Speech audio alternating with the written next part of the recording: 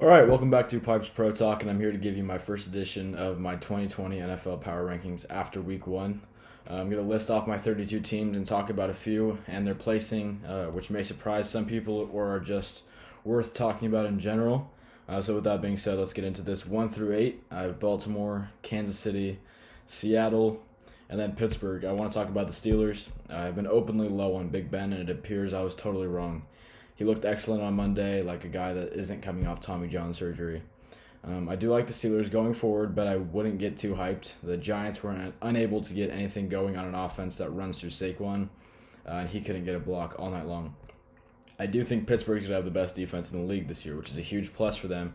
So if Juju Smith-Schuster could stay healthy, who looked phenomenal. And last year there was a lot of talk about Juju, who really had a great season when Antonio Brown was there, really performed really well because Antonio Brown was constantly being doubled. Then people were saying, is Juju really a wide receiver 1, or was he just a very good wide receiver 2? And it appears he can be a wide receiver 1. Giants defense not great, so I wouldn't get too hyped. And the Giants weren't able to get anything going on offense, so I wouldn't get too high on the Steelers, but I do like the direction they're going. Then I have Green Bay. Then I have the Saints, and I'm lower on them for the next few weeks as Michael Thomas is out, though I do think Emmanuel Sanders is a better replacement this year than anything they had last year, so that's good. But also Drew Brees looks a little worse this year, even against a team who was just lousy last year in their pass defense.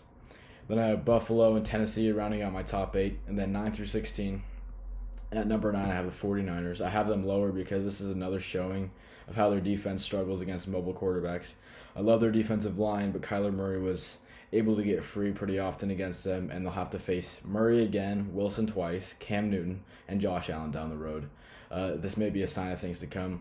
Their scheme on offense looks different too, with Mostert seeming to be the lead back rather than a committee approach like their approach that took them to the Super Bowl last year. So that's a little different, and I think they just need to make some adjustments. Then Tampa Bay, Minnesota, Denver, and then the Los Angeles Rams, who looked good, and I like that they appear to have a run game again, which their offense is based off of, and with an offensive play caller like Sean McVay, that's going to lead their team. And so it's good that the offense they want to run, they have the aspect of it back that is featured. Then I have Dallas, Arizona, and New England.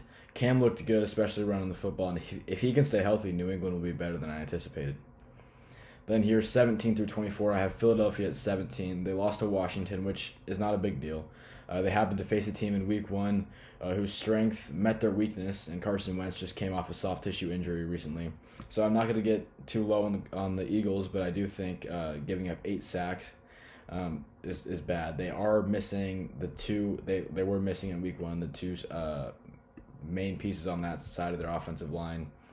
Brandon Brooks is done for the season. And Lane Johnson. I think Lane Johnson's healthy. Miles Sanders will be back healthy, it seems like. So that will be big. But I think Washington's going to have a good defensive line. And they just happened to be really bad in the offensive line last week. So I think it was kind of an upset in that case. And Carson Wentz not getting a full week of practice, it seems like. So yeah, I'm not getting too low on Philadelphia, but I have to put them there because they lost to a bad team. Then I have Indianapolis, and I thought the Colts would make the playoffs, but now I'm not so sure. I've said time and time again, and I'll continue to reiterate it. I don't think Rivers is the best quarterback on the roster, and he didn't look good against a bad defense, although he should have never thrown the ball 46 times. Then Atlanta and Houston, who now has a chance to sneak in the playoffs if Indy continues to perform badly. Then Cleveland, and I have to put Cleveland low because of how bad they lost. I still like them moving forward, regardless of who's playing quarterback. I'm not going to rule out Case Keenum coming in at some point, who's Rance Stefanski's offense. But what I saw last week from Baker Mayfield scared me. Then I have the Chargers just ahead of the New York Giants. The Giants need a block for their running back. Saquon is screwed if this is how it's going to be all season long. Pittsburgh does have a top 2 defensive front, so I wouldn't sweat it too much, but it does set up potential problems down the road. Then I have Las Vegas, Chicago, Cincinnati, Jacksonville, Washington, Miami, Carolina, and Detroit. I like the Lions, but they're lacking on defense and gave up 3 touchdowns in the fourth quarter to Mitchell Trubisky, and that says it all.